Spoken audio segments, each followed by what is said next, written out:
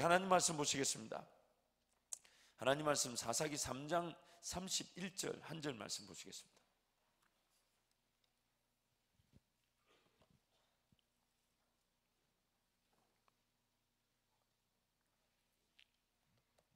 사사기 3장 31절 한 절 말씀.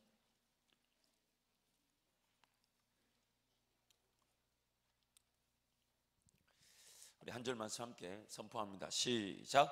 에훗 후에는 아나세 아들 삼갈이 있어 소모는 막대기로 블레셋 사람 600명을 죽였고 그도 이스라엘을 구원하였더라. 아멘. 그도 이스라엘을 구원하였더라. 지난주가 통일 선교대의 그 기간이었기 때문에 이 통일과 북한 회복이라는 말씀을 전하다 보니 사사기 강의가 한 주간 건너뛰게 되었습니다. 그래서 2주 전 사사기 강의 내용을 조금 복수 방문한 다음에 오늘 내용을 좀 들어가겠습니다.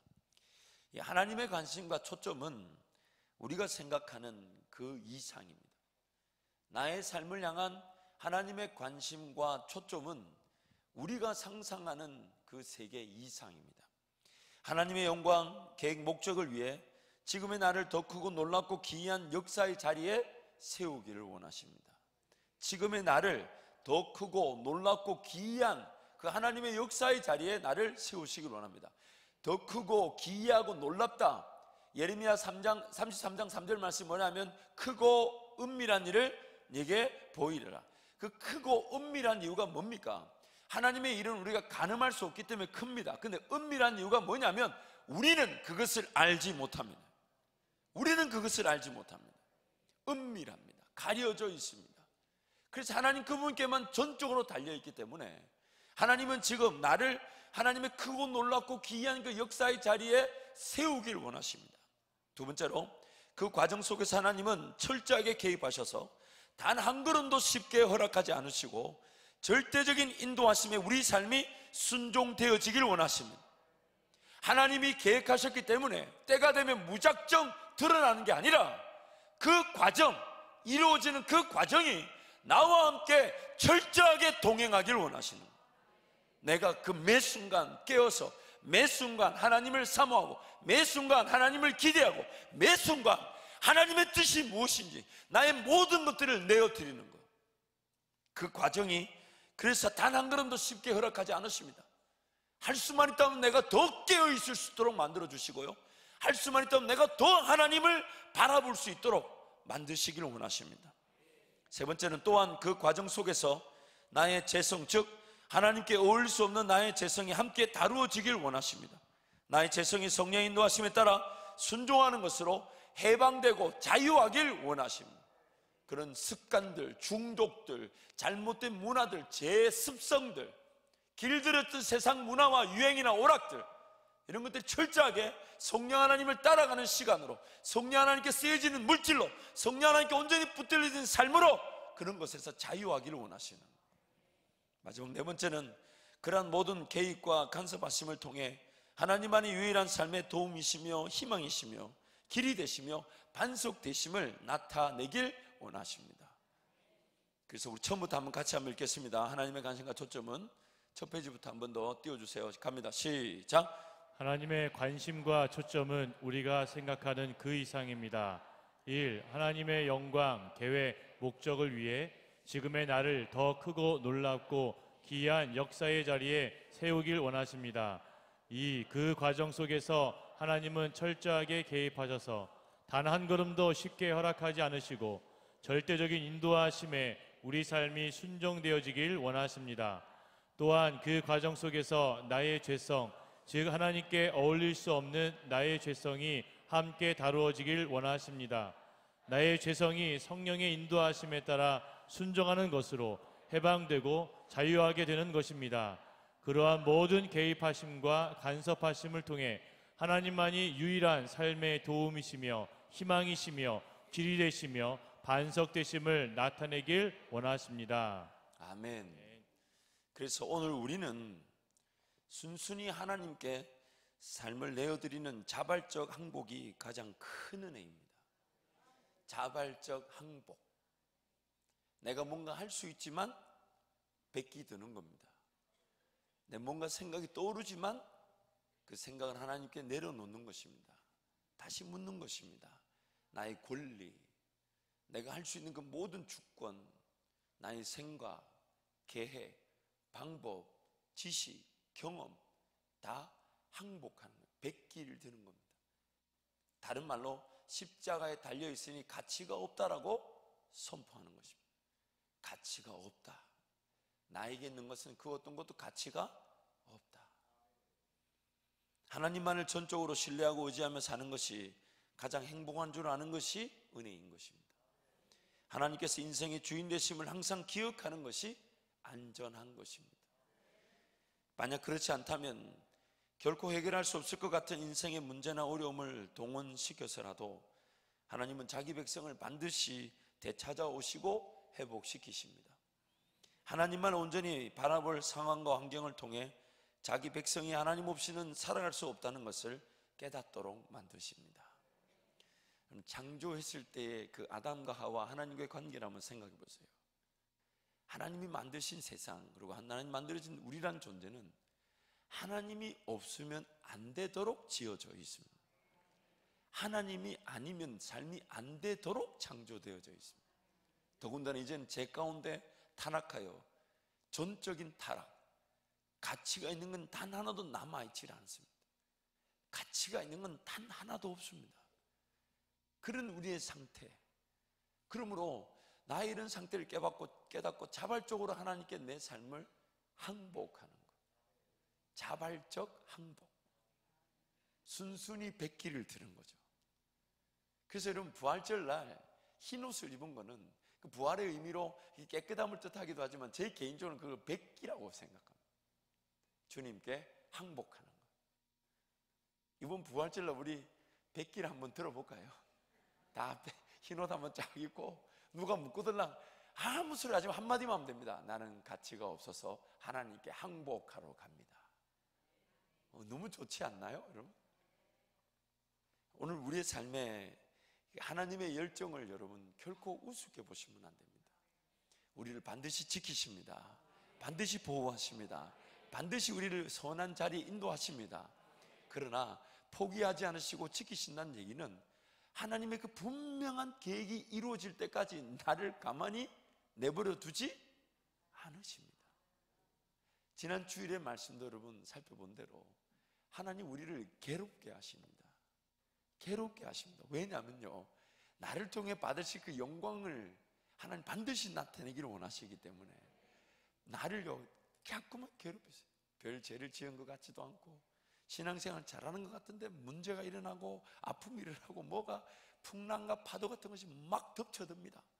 그럴 때 여러분 놀라지 마시고 찬송을 부르십시오. 이 풍랑 인연하여서 더 빨리 갑니다. 오늘 제가 목소리가 좀 좋은 것 같지 않습니까, 여러분? 오늘 우리의 삶이 그렇습니다. 그래서 하나님의 뜻에 내가 얼마나 정말 감탄하고 감복하고 그 말씀을 얼마나 내가 묵상하고 깨닫고 의지하고 붙들고 있는가. 그러므로 하나님을 삶의 중심에 둔다는 것, 하나님으로부터 삶이 시작되고 계획되고 진행된다는 것은 없어서는 안 되는 삶의 안전 장치가 되고 삶의 궁극적 목적이 되고 삶의 본질적 자세가 되는 것입니다. 지지난주 우리 말씀을 살필 때 마지막에 봤던 말씀이죠. 우리 박영선 목사님 다시 보는 사사기에 나왔던 내용 우리 한 번 더 읽겠습니다. 시작. 사사기에서 이런 과정을 반복해서 기술하는 주된 목적은 이스라엘의 거듭되는 배신을 계속해서 수용하시는 하나님을 그리는 데 있습니다. 그러니 사사기를 읽는 우리의 태도는 왜 이 사람들은 나아지지 않고 여전히 못난 짓을 반복할까 하는 분노가 아니라 하나님은 도대체 어떤 분이시기에 이들을 거듭 용납하시는가 하는 경이로움이어야 합니다. 하나님이 우리를 만약에 심판하셔야만 했다면 이 자리에서 이렇게 예배 드릴 수 있는 자격을 갖춘 사람은 한 명도 없습니다. 아마 저부터 태어나자마자 죽었을 것 같고, 그렇죠? 우리 모두가 다 그렇지 않을까요? 만약 우리 것을 따져 물으시고 그 대가를 분명히 지불하게 하셨다면 오늘 이 자리에서 이렇게 떳떳하게 예배 드릴 수 있는 사람은 아무도 없습니다. 그러나 예수 그리스도로 말미암아 우리가 언제든지 용납되고, 하나님이 그 이스라엘 백성들이 그럼에도 불구하고 끝까지 그들을 구원하고 또 배반하고 배신하고 우상을 섬기고 또 고통을 당하면 또 부르짖으면 또 도와주시는 그 사람들이 쳇바퀴 돌아가는 그런 일을 끊임없이 베푸신 것은 마치 오늘 우리도 마찬가지, 끊임없이 죄 가운데 헤매일 수 있고, 그 죄나 실수나 오해나 거짓이나 그런 인간적인 모든 불순종들, 끊임없이 하나님을 배반할 기질을 가지고 있고, 배반하고 있고, 배신하고 있고, 업신여기고 있고, 그분을 인정하지 않는 삶이 계속 일어나지만, 예수 그리스도로 말미암아 우리를 받아주신 이유는 분명 하나님의 뜻이 있는 것이죠. 그래서 그 뜻은 뭐 여러 가지, 좀 세 가지 정도인데, 첫 번째는 예수 피로 값주고 사셨기 때문에 잃어버리실 수가 없습니다.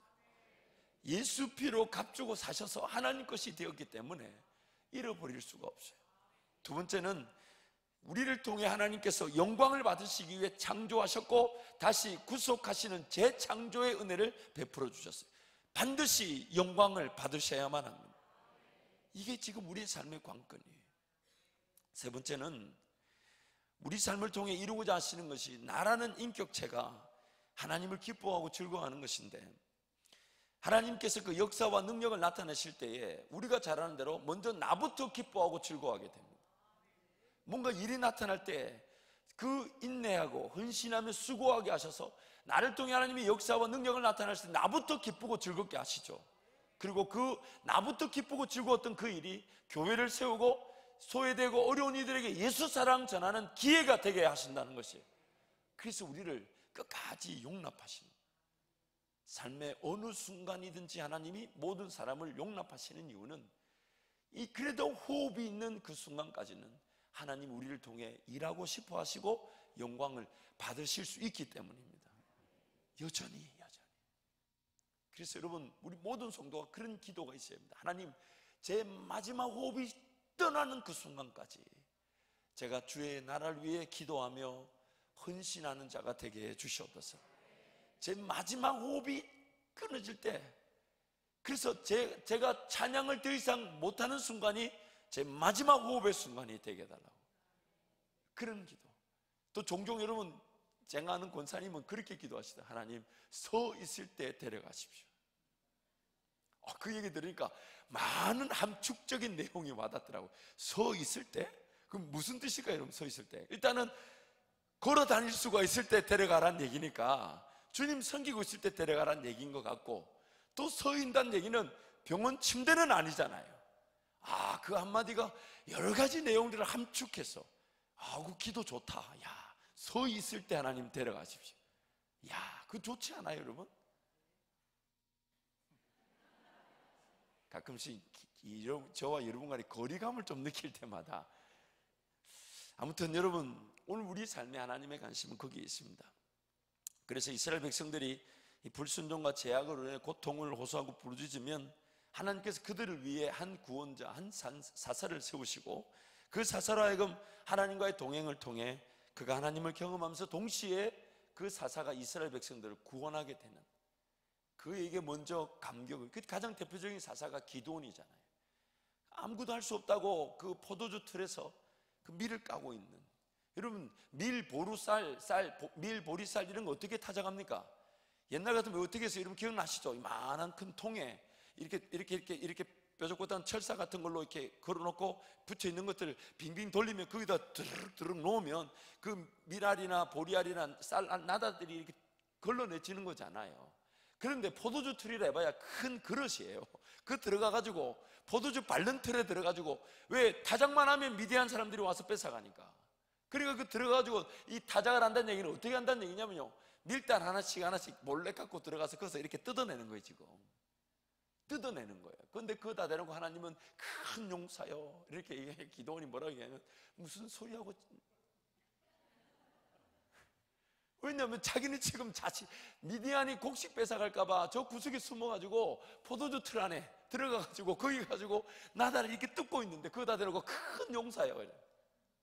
그러니까 하나님이 뭐라 했냐면, 그래, 내 안다. 그러니 너 있는 그 믿음 없는 그 상태로 너는 나만 따라오너라. 그러면서 그냥 따라 안 가잖아요. 못 믿겠다 하니까 하나님이 여호와의 사절통에 지팡이 끝에서 불이 나와가지고 국에 흥건히 젖은 그 고기를 사르게 하시고, 또 미디안 군대 치러 가자니까 못 믿는다니까 양털 위에만 이슬이 맺히게 하고 뭐 땅바닥에 안 맺히게 해달라. 그러니까 하나님이 양털이 흥건히 젖을 만큼 어떻게 하셨겠어요? 모든 이슬을 명하여서 고기만 들어가라 이렇게 하신 거잖아요 지금. 그 다음날 또 이 하나님 믿음 없음을 용서하시고, 이번에는 땅바닥에 제가 그거 보면서 야 진짜 나는 이 정도는 아닌데, 아니 그렇지 않나요? 물론 약간의 다름의 차이는 있겠지만, 근데 하나님 그 기도원을 끝까지 얼레고 달래가지고 기이 만족시켜서 나중에는 300명만 데리고 나갈 수 있는 사람으로 바꾸어 주셨지 않습니까? 오늘 하나님이 우리를 이스라엘 백성들 구원했던 그 사사들에게 그렇게 하셨던 것처럼 오늘 우리에게 그런 은혜를 주실 것입니다. 주실 것입니다. 그래서 먼저 우리가 지난주 살펴봤지만 사사 에웃을 살펴보면요, 성경 말씀을 읽었기 때문에 제가 간단하게 말씀드리면 그는 왼손잡이였다고 합니다. 사사 에웃은 왼손잡이. 근데 이 에웃의 왼손잡이란 말이 이 신학자들의 의견에 둘로 나뉩니다. 어떤 신학자는 오른손을 쓰지 못하는 사람 왼손잡이 에웃이라는 번역이 있고요, 또 어떤 신학자는 베냐민 지파는 원래 왼손잡이들이 유능한 용사들이 많았다, 나중에 사사기 뒤에 가보면 왼손잡이가 100여 명이 넘었다라고 얘기합니다. 그 왼손잡이 유능한 이 사람들이 베냐민 지파, 이 에웃이 베냐민 지파니까 왼손잡이들이 많았다, 용사들이다, 뭐 이렇게 해서 어떤 분은 이렇게 오른손을 못 쓰는 이 장애를 가진 에웃이 쓰임을 받았다, 뭐 그렇게 해석하기도 하고, 어떤 사람은 그렇지 않다라고 얘기하는데, 일단은 그런저런 의견에 대해서는 저도 정확하게 잘 모르겠어요. 저는 애매함은 건들지 않습니다. 그래서 그 에웃은 왼손잡이였어요. 그리고 모압왕 에굴론을 처리하는 과정에서 에웃은 아주 그래도 제법 자기만의 전략과 전술을, 즉 하나님께서 에웃의 전략과 전술을 통해 하나님이 일하셨다는 것을 볼 수가 있습니다. 그 전략과 전술이 뭐냐면, 먼저 조공을 모압왕에게 바칠 때에, 그 모압왕 에굴론을 만나러 갈 때에 에웃을 보냅니다. 그래서 에웃이 조공팀들과 함께 조공을 바치러 가서 그 조공을 드립니다. 그러고 나서 같이 왔던 사람들 먼저 돌려보냅니다. 빨리 가, 너희들은 먼저 가라. 왜냐하면 사람이 많아지면 후퇴하기가 쉽지 않기 때문에 먼저 보낸 것 같아요. 쫙 보내고 자기 혼자 남아서 모압왕 에굴론에게 얘기합니다. 왕이여, 제가 긴히 드릴 말이 있습니다. 그러니까 이 에굴론은 뭔가 다른 자기 몰래 받을 조공이 있을까 싶어서 너만 들어오라니까 다른 사람 다 물립니다. 그리고 다 물리고 이제 에웃과 모압왕 에굴론 둘이가 있을 때, 마침 에굴론은 그 자기 혼자 시원한 그 골방에 있었다라고 성경이 말합니다. 시원한 골방에 에굴론이 있을 때 에웃이 싹 들어가서 이렇게 말합니다. 내가 지금 임금님께 전하여 드릴 하나님의 말씀이 있습니다 라고 얘기합니다. 하나님의 말씀이 있습니다, 이 말 들었을 때 모압왕 에굴론 입장이 기분이 좋았을까요? 어땠을 것 같아요? 그래서 에굴론이 벌떡 일어났는데 그는 비대하였고 지방이 많았다라고 얘기합니다. 에웃이 자기 왼손으로 오른쪽 허벅지에 있던 칼을 뽑아서 그 모압왕 에굴론을 죽입니다. 그리고 얼른 가서 그 문을 안쪽에서 걸어 잠굽니다. 그리고 자기는 뒤로 나와서 도망을 갑니다. 에굴론의 신하들은 모압왕이 지금 이 시원한 골방에 혼자 주무시고 계시는가 보다 기다리고 안 나오니까 뒤늦게 가보니까 자기 왕이 죽었고, 이미 이스라엘 백성들이 이 에웃과 함께 쳐들어와서 모압 그 사람들이 자기 땅으로 돌아가지 못하도록 요단 강가를 딱 막고 거기서 무려 약 1만 명의 모압 장사요 용사라는 그 모압 군대를 쳐 부수게 됩니다.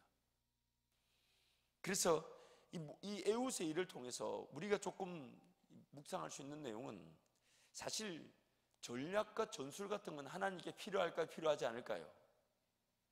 하나님께 전략과 전술이 필요할까요? 필요하지 않을까요? 필요하잖아요. 무에서 유를 말씀만으로 창조하신 분이 우리 하나님이세요.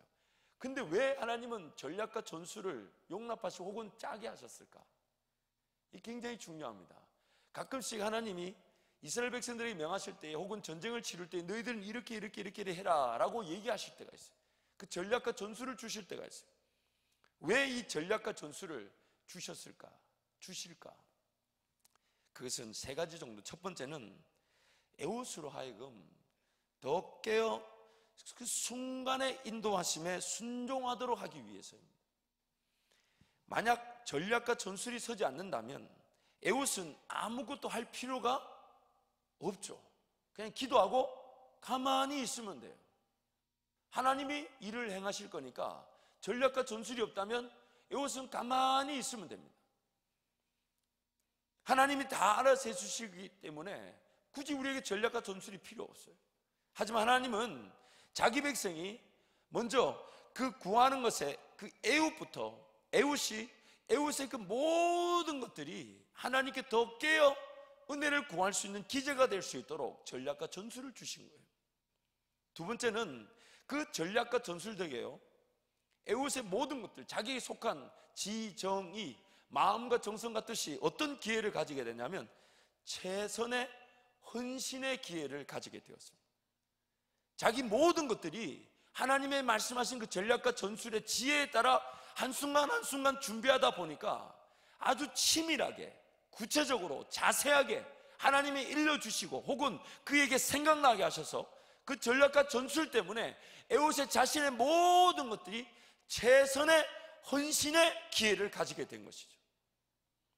그래서 마음과 정성과 뜻이 하나님을 신뢰하고 의지하면서 또한 지적인 요소와 정서적, 감정적 요소와 의지적 요소가 이 순간순간의 인도하심에 따라 완전히 쓰임을 받게 되는 겁니다. 따라서 하나님은 우리가 우리의 모든 것들로 하나님을 섬기며 따를 수 있도록 하시기 위해서 나의 모든 이 전인격적, 나에게 속한 모든 것들이 최선의 헌신의 기회를 가질 수 있도록 하기 위해서 전략과 전술의 지혜를 주시는 것입니다. 그래서 민감해지게 좀 더 깨어있고, 그래서 하나님이 주실 지혜가 뭐며 지금 이 순간에 따라야 될 길이 뭐며 함께 고민하며 결정할 때 좀 더 하나님의 지혜가 어떻게 나타날지를, 그때 그 순간 함께하는 이들이 더 깨어 은혜를 구하고 쉽게 대략 대충 덤벙덤벙 지나가지 않고 또한 아무것도 하지 않고 그냥 하나님께 툭 던져놓고 맡겨놓지 않도록 하기 위해서 하나님 그 순간에 그 한 걸음 그리고 그 발걸음을 통한 전략이, 전술이 어떤 건지 나타나게 하시는 거예요. 참고로 이런 전략이라는 것은 이 어떤 목표가 있다면 전술은 그 목표를 이루는 방법이죠. 그 리더십에서 아주 중요합니다. 예를 들면 제가 저 자매를 내가 한번 자꾸 표준어가 생각이 안 나네. 유혹한다는 말 말고 뭐가 있죠? 경상도 말로는 꼬신다는 말이 있는데 이게 표준어로 뭐가 있습니까? 아구 그게 생각이 안 나요. 예? 대시한다는 말은 영어잖아요, 그것도. 어쨌든 예를 들면 제 아내를 제가 좋아해서 저 사람으로 하여금 나에게 이렇게 사귀도록 마음을 열도록 은혜를 구했다. 이건 하나의 전략적 목표죠. 전술은 뭡니까? 그걸 어떻게 실행하는가 하는 거죠. 제 개인적으로는 4개월 정도 계획해두는데 2달 만에 넘어와서 굉장히 황당했는데 제 개인적인 작전이었어요. 제 개인적인 생각은 한 4개월 걸릴 거로 예상하고, 아니면 해보고 4개월 해보고 안 되면 하나님 뜻이 아니다 접을라 했는데 2달 만에 마음을 열어서 굉장히 놀랐습니다만은 지금까지 살고 있습니다. 하나님 오늘 우리란 이 존재 구조, 또 뭐가 회복되어야 되는지를 너무 잘 아시기 때문에 매 순간에 깨어있기를 원하시는 거예요. 매 순간에 깨어. 그리고 오늘 본문에 있는 이 사사 삼갈의 이야기, 사실 삼갈은 이 사사라는 호칭이 들어있지 않습니다. 그래서 이 사사기에 보면 두 부류의 사사가 존재합니다. 한 부류는 사사라 불리는 구원자가 있었고, 다른 한 부류는 사사라 불리지 않고 이스라엘 백성들 구한 그런 사람들이 있습니다. 어쨌든 이 삼갈을 통해 우리에게 하시는 것은요, 한번 따라합니다. 하나님이면 충분합니다. 충분합니다. 이 하나님이면 충분하다. 다른 말로 한번 따라합니다. 하나님 없이는 나는 아무것도 아닙니다. 하나님 없이는 우리는 아무것도 아니라는 거예요. 오늘 삼갈이 이스라엘 백성들을 구할 때요, 블레셋을 600명을 죽였다 그래요. 근데 뭘로 죽였다 그럽니까? 소모는 막대기로 죽였어요. 이 사사기에서 이 삼갈이 이게 재밌어요. 자, 여러분 이 상갈의 아버지 이름이 뭐라고 표기되어 있습니까? 아낫이라고 그러죠. 그렇죠? 근데 이 아낫은 이게 이 당시 이 대표적인 여신 중, 가나안 여신 중 한 사람, 한 우상이에요. 아낫은. 그런데 여러분,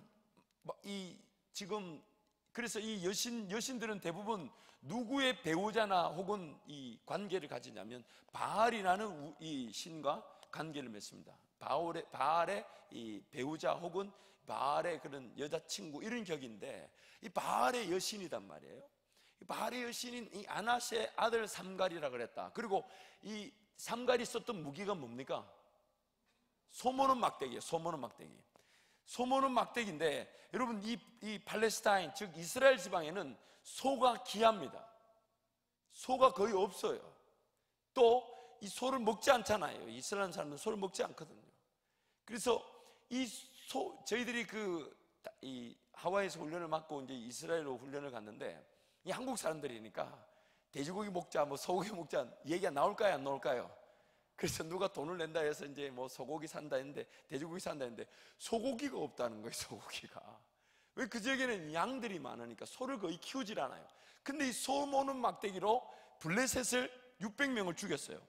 근데 굉장히 재밌어요. 이 하나님이 물론 이런 의미까지 생각하셨을 거라 생각하는데, 보세요. 이 바알은 주로 어떤 모양을 가졌냐면 소 모양을 하고 있어요. 바알의 신은 소 모양을 하고 있고, 아세라는 염소 모양을 하고 있는데, 이 소의 여자친구인데, 소의 여자친구의 아들이 소 모는 막대기로 소를 어떻게 했다고요? 격파시켰어요. 참 성경이 이 부분 참 재밌죠. 그 한 문장 안에 블레셋은 당시 가나안 신을 섬기는 대표적인 국가 아닙니까? 그런데 자기네들 신이 소인데 하나님이 소모는 막대기로 다루셨어요. 참 일리가 있죠. 참 우리 하나님 참 재밌으시죠. 소모는 막대기로 소를 다루는 거 당연한 거 아니겠습니까? 이놈들 하면서 이래 하면서. 근데 그 소모는 막대기가 누구냐면 아낫의 아들이었단 말이에요. 그러니 아무리 남자가 세상을 제패해도, 그렇죠, 여성의 지배를 남성이 벗어날 수가 없죠. 종종 저는 여러분들끼리 그런 얘기, 부부싸움 했다 그런 얘기 하실 때 저는 깜짝 놀랍니다. 왜 놀냐면 제가 안 싸운다는 게 아니라 싸울 수 있다는 게 그거 굉장한 일이거든요. 일방적으로 당하는 것이 어떻게 싸울 수가 감히. 저는 그분들도 남자들이 우리 천국 상급 보고 기다리는 거잖아요. 그렇죠? 인내하고. 어쨌든 그 하나님이 참 이거는 뭐 하나의 예입니다만은 바알이 손대 소모는 막대기로 다 이렇게 다스리는 모습 보면서 참 우리 하나님 일하심이 대단해요. 근데 그 외에도 좀 더 깊은 영적인 의미가 있습니다. 첫 번째는 하나님의 손이 함께 하시면 우리의 가진 것이 아무것도 없다고 해도 하나님이면 충분하다는 겁니다. 여러분, 소모는 막대기로 600명을 죽였다는 얘기는 한번 상상을 한번 해봅시다. 소모는 막대기 해봐야 사람이 들 수 있을 정도니까 길어봐야 1m, 그렇죠? 좀 더 길면 1.5m, 2m라고 합시다. 그럼 그거 가지고 여러분이 한 사람당 한 대씩만 때리고 600명 때려보십시오. 어떨 것 같아요, 여러분? 100명 때리다 지치지 않겠어요? 어떻게 죽인 걸까요? 한번 상상하면 소모는 막대기로 600명을 죽였단 말은, 그렇지 않아요? 막대기 가지고 한 사람당 한 대씩만 때려도 600대를 때려야 되는데 죽인다고 생각해 보세요. 그 누가 하신다는 얘기입니까? 하나님이 하셨다. 막대기 그냥 쑥 지나가는데 10명씩 넘어지고 이런 거예요 지금. 상갈도 깜짝 놀라는 거예요. 막대기 지나가기만 하면 자빠지니까. 지금 이 삼갈의 소모는 막대기로 600명을 죽였다는 것은 삼갈이 뭔가 자기 가진 것으로 하나님 앞에 쓰임을 받았다는 게 아니라 하나님의 손이 함께 하시면 그것으로 충분하다는 것입니다. 하나님의 손이 함께 하시면 그것이면 모든 것을 갖춘 것이라는 거예요. 하나님께서 우리와 함께 하신다면요, 우리에게 준비의 기회를 주시기도 하지만 그 준비라는 그 모든 것이 무엇과 직결되냐면 하나님만이 하실 수 있다라는 우리의 신앙이 준비되기를 원하시는 거예요. 하나님이면 충분하고, 하나님이 하라, 하나님이 해라, 나에게 말씀하셨다는 그 하나면 내가 뭘 가졌다, 있다, 없다 관계치 않는다는 것입니다. 관계치 않는다는 거예요. 내 삶이 하나님 그분께 전적으로 맡겨지기만 한다면 내 손에 뭐가 들렸든지 간에 크든 작든 있든 없든 하나님이면 충분하다는 것입니다. 그래서 하나님의 역사는 사람의 많고 적음에, 물질의 많고 적음에 달리지 않습니다. 사람의 많고 적음에, 물질의 많고 적음에 달리지 않습니다. 그러므로 만약 우리가 하나님만을 의지하지 않는다면 우리라는 존재는요, 아무것도 아닙니다. 아무것도 아닙니다. 아무짝에도 쓸모가 없습니다. 제 개인적으로 그것이 늘 두려움이에요. 20년 동안 목사했는데 지금부터 다른 거 하라 그러면 답답합니다. 답답할 게 없어요. 정말 할 게 없어요. 여러분도 마찬가지 아니세요? 지금 하나님께서 내 삶을 인도하고 계시며 인도하셨다는 그것을 빼고 나면 남는 게 하나도 없습니다. 쓸만한 게 하나도 없습니다. 나보다 잘하는 사람들이 훨씬 많고요, 뛰어난 사람들이 훨씬 많고, 정말 경쟁 상대로 들어간다면 처참하게 그들이 일하는 그들의 승리의 무대밖에 되지 않습니다. 반면에 아무것도 가진 것이 없다고 해도 하나님을 의지한다면 그것이면 충분합니다. 그것이면 충분합니다. 그래서 하나님을 섬기면 섬길수록 우리의 뭔가 가진 것과 확보한 것에 대해 관심을 두기보다는 어떠한 형편에서든 일하실 수 있는 하나님께 전적인 신뢰와 믿음, 하나님 그분이 계획하시고, 하나님 그분이 계획을 이루어 주시고, 하나님 그분이 결과와 열매를 나타내시고, 그리고 그 결과와 열매가 하나님께 도로 올려지면서 하나님의 더 놀라운 일을 위하여 또 깨어 기도하는, 그것이 바로 오늘 우리에게 주어진 하나님의 은혜입니다. 그래서 툴리안 차비진이라는 사람이 이런 얘기를 했습니다. 영어로 보면 Jesus plus nothing equals everything. Everything minus Jesus equals nothing. 이 무슨 말이냐면 이런 표시가 좋을 것 같아요. 예수 더하기 영은 모든 것. 그러나 모든 것 빼기 예수는 아무것도 아닌 거. 쉽죠? 괜히 영어로 해서 죄송합니다만 예수 더하기 아무것도 아닌 것은 모든 것인데, 모든 것이 가졌다 해도 예수를 뺀다면 아무것도 아니라는 얘기예요. 아무것도 아니다. 정말 감사하지 않습니까? 정말 은혜지 않습니까? 그래서 우리는 은혜로만 사는 것입니다. 예수 그리스도 그분이면 충분합니다. 예수 그리스도 그분이면 내가 뭘 가졌나 안 가졌나 그런 게 중요하지가 않아요. 오히려 가진 것이 나를 더 하나님께 순종하지 못하게 만듭니다. 여러분, 제1대 사사는 갈렙의 사이였던 온니엘이었습니다.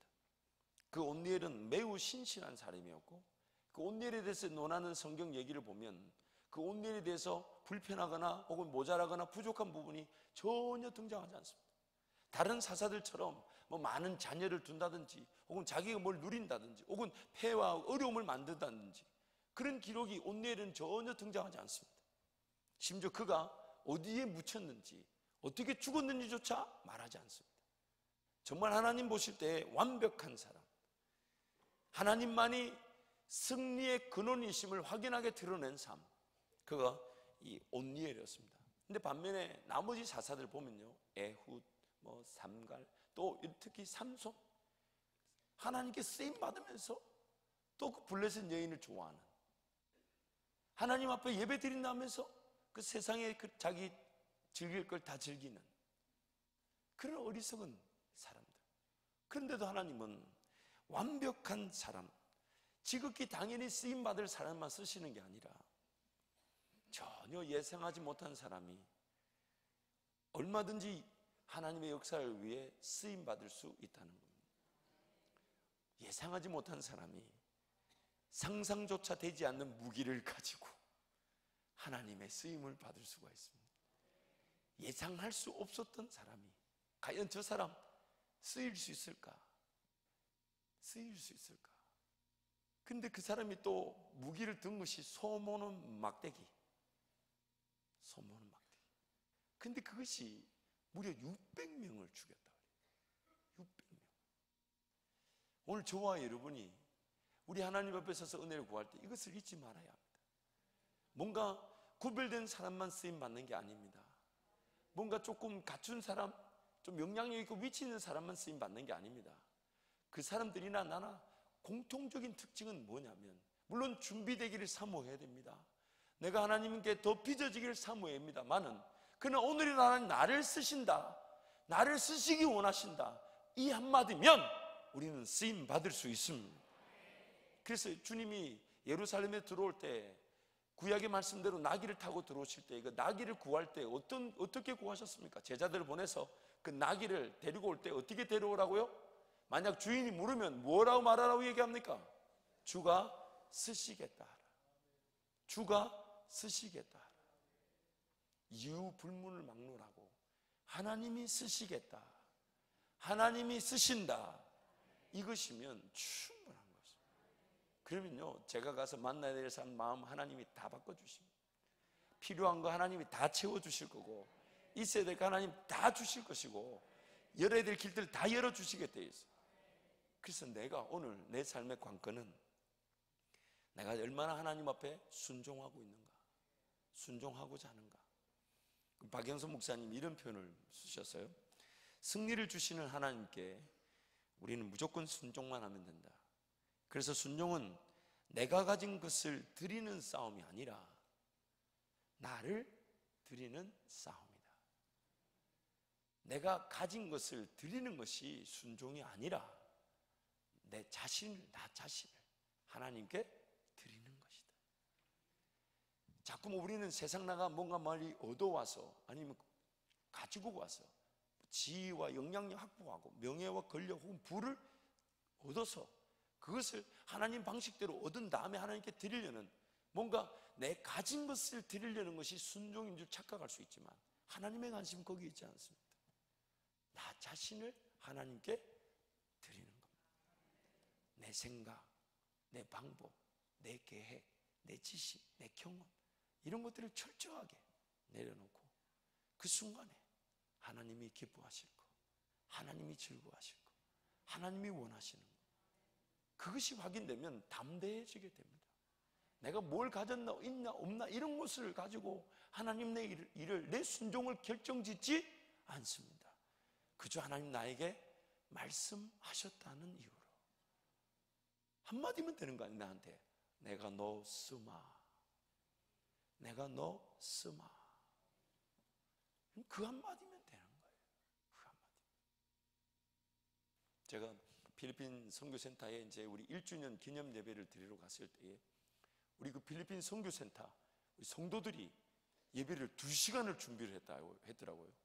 그 사람들 참고로 음악을 잘 몰라요. 악보도 배워본 적 없는데 그냥 시킨 대로 따라 불러서 사성부로 다 이렇게 성가대도 서서 성가대도 하고, 그리고 젊은 우리 청년들이, 정말 우리 청년들 제가 한번 보여줄 텐데 이제 이상한 스키 드라마 이런 거 하면 안 돼요.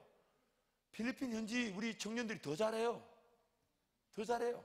걔네들이 뭐 어디 오락도 없고 하니까 밥 먹고 그것만 해. 그러니까 여러분 이상한 거 하면 안 돼요. 정말 우리 청년들 준비하는 거 보고 내가 우리 필리핀 생애센터 청년들 보고 깜짝 놀랐어요. 우리 교회 청년들 이제 큰일 났다. 뭐 공부를 잘하나, 인물이 좋나, 뭐 가진 게 있나. 그래서 뭐 복음 전할 때 그 스키 드라마라도 했는데 이제 그것도 안 되게 생겼어. 아유, 이러면 기도만이 전문 줄 믿습니다. 근데 그렇게 2시간을 딱 준비했는데 제가 너무 감사한 거예요. 이게 불과 1년밖에 되지 않았는데 지금 지난주 같은 경우 또 한 150명 정도 예배를 드렸대요. 그래서 1년밖에 되지 않은 그 교회가 그렇게 자기네들끼리 이제 사역자를 중심으로 이제 그 성도들이, 평신도 사역자들이 세워지고 막 청년들이 그렇게 모여들면서 이 교회를 이루고 가고 하는데 너무 감격스러웠어. 하나님, 이 말씀을 전하기 위해 저 혼자 하나님 너무 귀하고 너무 고맙습니다. 하나님 너무 감사합니다. 이런데 하나님 저한테 뭐라고 얘기하시냐면 시작이다.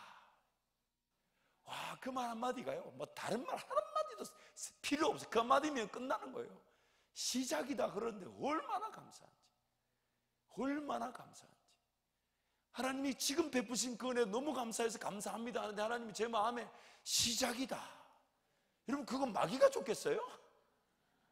그렇죠. 여러분, 하나님 음성 딱 들어보면 압니다. 그게 마귀가 줬는지 하나님이 줬는지. 마귀가 저한테 위로하려고 시작이다 이렇게 했겠어요? 제가 그 말 딱 듣는 순간, 하나님 감사합니다, 감사합니다. 우리 성도들이 이를 위해 헌신하고 물질을 헌신하는 것이 더 크게 열매 맺을 걸 감사합니다. 하나님 더 많이 은혜 베푸실 걸 감사하고, 수많은 주의 종들, 현지 목회자들이 세워지고 훈련을 받고 그들이 또 교회를 개척하고 이룰 걸 생각하니 얼마나 가슴이 벅차든지. 여러분, 이 모든 것들이 결국 어디에 기속되어 있냐면, 저와 여러분이 나의 가진 것, 있는 것으로 하나님의 일을 평가하고 결정하는 것이 아니라, 지금 나에게 하나님 원하시는 것은, 지금 나에게 하나님 말씀하셔서 내가 너 쓰마, 내가 너 쓰마, 그 한마디면 우리는 충분한데, 그 한마디를 제대로 듣지 못하니까 인간적인 것으로 시도해보고 안 되고요, 덤벼들어서 안 되고요, 할 수 있는 것처럼 막 덤벼들지만 안 된다는 거예요. 안 된다는 거예요. 철저하게. 그래서 여러분, 오늘 우리 삶에 하나님 원하시는 것은 삶의 어떤 모양이, 역사, 능력이 나타나는 데 관심 있는 게 아니에요. 하나님의 관심은 나라는 삶 자체가 하나님께 그냥 드려지는 겁니다. 거룩한 산 제사처럼 이렇게 드려지는 거예요. 그래서 여러분, 이것이 앞에서 얘기했던 대로 자발적 항복, 백기 되는 겁니다. 백기. 정말 우리 부활절날 흰 옷 다 입고 왔으면 좋겠어요. 얼굴까지 흰 색깔 칠하면 보기 좋을 것 같은데, 서로 못 알아보고 뭐 화장 따로 할 필요도 없고 너무 좋지 않나요? 아니면 입구에서 그냥 흰색 페인트 준비해 놓을 테니까 여러분, 아니면 이렇게 계속 흰색 페인트를 뿌려 드릴 테니까 지나오면 자동적으로 흰색 묻어서 올 수 있도록. 여러분의 우리의 삶에 그것이 끊임없이, 정말 하나님, 제 가진 것이 오히려 있다 없다를 평가하게 만들고, 물질이 없으니까, 사람이 없으니까 일이 안 될 것처럼 착각하게 만드는 저를 하나님 불쌍히 여겨 주십시오. 불쌍히 여겨 주십시오. 말씀을 정리하겠습니다. 오늘 하나님의 관심은 누구든 하나님이 쓰실 수 있다는 것입니다. 누구든 쓰고 싶어 하신다는 것. 왜냐하면 하나님은 단 한 명도 잃어버리길 원치 않으십니다. 단 한 명도 진리를 모르길 원치 않으시고, 단 한 명도 그냥 그대로 내버려 두길 원치 않으시는 거예요. 우리 모두가 정말 하나님의 그 본질적인 하나님의 백성다운, 그래서 하나님이 그분을 기뻐하고 즐거워하고 하나님 그분을 영광 드리고 예배하며 높여드리는 그 일에 쓰임 받을 수 있도록 포기하지 않으십니다. 포기하지 않으십니다. 그래서 오늘 이 자리에 있는 거예요. 지금 이 자리에 있는 거예요. 그래서 지금 이 자리에 있는 하나님, 우리를 이 자리에 세우신 하나님의 뜻은 분명합니다. 하나님의 영광을 위해서, 하나님의 영광을 위해서. 그러므로 오늘 밤에 기도하시면서 여러분, 철저하게 하나님, 날마다 깨어있게 하여 주옵소서. 항상 깨어있어 쉬지 말고 기도하며 범사에 감사하라. 이는 예수 그리스도 안에서 우리를 향하신 하나님의 뜻이니라. 항상 깨어있어 쉬지 말고 기도하고 범사에 감사하라. 우리 옆에 분에게 한번 그렇게 축복하겠습니다. 당신이 역사의 주인공이 될 것입니다.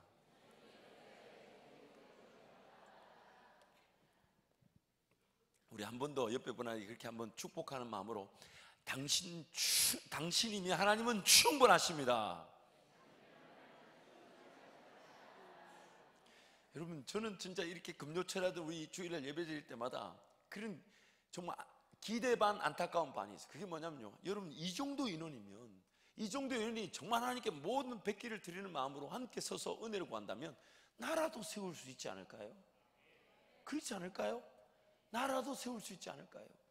이 지역의 정치권을 충분히 바꾸지 않을까요? 사회 문화 이런 것들을 하나님의 그 영역으로 바꾸지 않을까요? 여러분, 이미 우리 교회는 모든 걸 갖추었습니다. 모든 걸 갖추었어요. 그래서 그 기대감을 가지고 여러분 날마다 하나님께 달려나오시고, 특별히 이번 사순절 기간에 정말로 그 영적 체질이, 질서가 회복되고 체질이 바뀌는 마음으로 특별히 새벽기도 참여하시고, 또 우리 자매님들은 좀 더 깊은 은혜를 사모하시면서 철야 예배를 도전하십시오. 하나님이 여러분 삶을 반드시 풀어주시고 아니면 잘못 보고 있는 건 바르게 보게 하실 것이고, 잘못 가고 있는 길은 다른 올바른 길을 걸어가게 만들어 주실 것입니다. 열려야 될 건 열리게 하실 거고, 필요한 건 채워주실 텐데, 이번 사순절 기간이 우리 주님이 가신 그 길을 쫓아가는 마음으로 그렇게 덤벼드시기를 축복합니다. 이 시간 한번 동성으로 기도하겠습니다. 여러분, 기도하실 때 하나님 아버지, 정말 우리의 삶에 하나님의 그런 본질적인 가치를 저버리지 않게 해주십시오. 정말 나를 살려두신 하나님의 그 분명한 목적, 하나님의 영광을 위해, 그리고 나은 사람 깨어 기도하는 것만으로도 하나님은 충분하시다는 걸 하나님 제가 잊지 않게 해 주옵소서. 그래서 하나님, 날마다 깨어 나 자신을 쳐서 복종시키고 주님 앞에 내 삶을 내어드림으로 내가 기도하는 것만으로도 일하실 수 있는 하나님, 내가 먼저 하나님 앞에 엎드려 하나님 나은 사람만으로도 하나님은 세상을 바꾸실 수 있다는 그 거룩한 기대감으로 하나님 나를 깨워주시고 내가 하나님의 음성을 들을 수 있는 그런 자가 되게 해달라고 주님 찾고 함께 기도합니다. 주여